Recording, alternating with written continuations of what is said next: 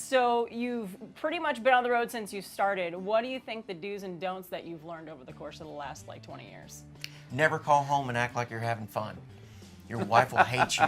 Give that away. Don't give that away now. Can we not play this everywhere so that they don't see this eventually? You always have to sound like you're miserable on the road.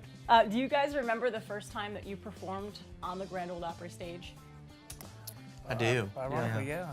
Had to do with Little Jimmy Dickens.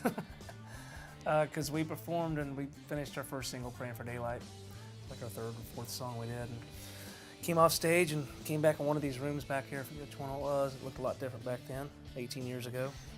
And knock on the door, and it's Little Jimmy Dickens. He said an expletive I can't say, but he said, "You boys are really good." Thumbs up. It's like, wow, Little Jimmy Dickens just gave us a thumbs up and said we're really good.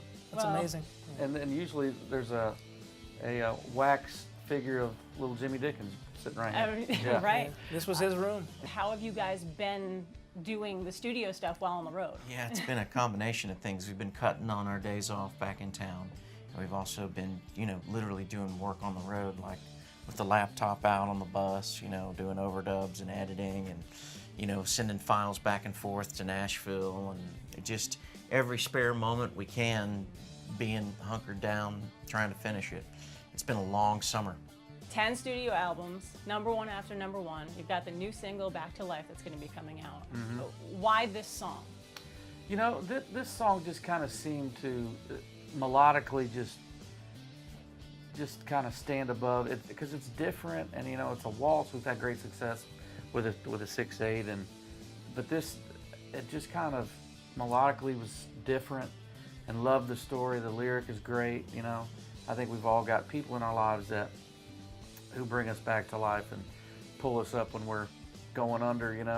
The story was great and melodically it was just one of those things that we had to grab hold of and we couldn't wait to sing it, and we're excited about it.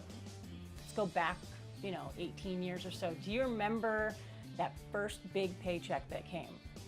What did you guys go and spend? What was that first big purchase?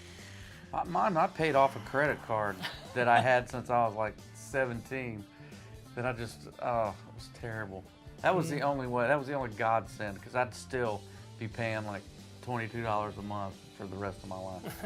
I remember where we were when we got our first royalty check from the record label. We were at Randy Goodman's house, who was the president of Lyric Street at the time, and he pulled us around the corner and had Xerox copies of the royalty check in envelopes that he handed each of us, and shook our hands and congratulated us. And I went and bought a new car. I hadn't ever had a new car before, so I bought a Nissan Xterra that was promptly stolen on Brittany's birthday. Yeah. Yeah, you left it running though. I had it. I know. Well, no, I just left the keys in it. What do we see for the rest of 2018 and going into 2019 for you guys? We're going to finish the Back to Us tour and sleep. And sleep. And then, we're always on the hunt for great songs, and we've got some more that we've cut that are in the can, and we're possible duet coming out maybe next year.